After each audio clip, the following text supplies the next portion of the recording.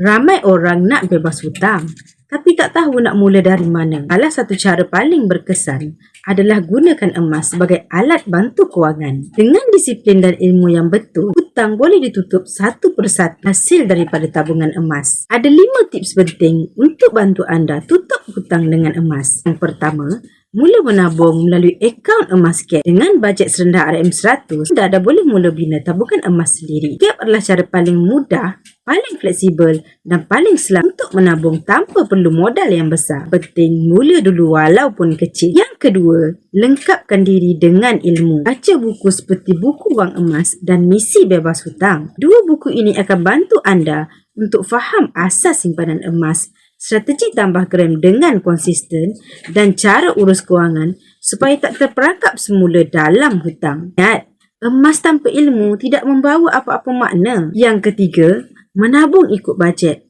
bukan ikut harga emas semasa. Contohnya, bajetkan RM200 setiap bulan. Berapapun harga emas waktu itu, teruskan top up dalam akaun cash. Kaedah terbaik adalah guna secara auto debit supaya tabungan anda konsisten setiap bulan tanpa gagal. Yang keempat, tetapkan matlamat jangka sederhana.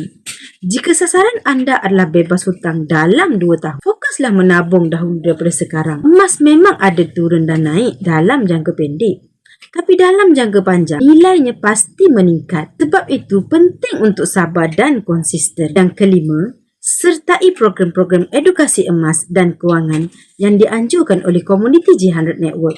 Banyak program disediakan tanpa apa-apa bayaran untuk bantu penyimpan emas menambah ilmu, disiplin dan strategi kewangan yang betul. Ingat, bukan emas yang menjadikan kita kaya, tetapi ilmu yang menggerakkan tindakan kita. Dengan ilmu, tabungan emas bukan sekadar simpanan, tetapi jalan menuju bebas hutang dan kewangan yang stabil.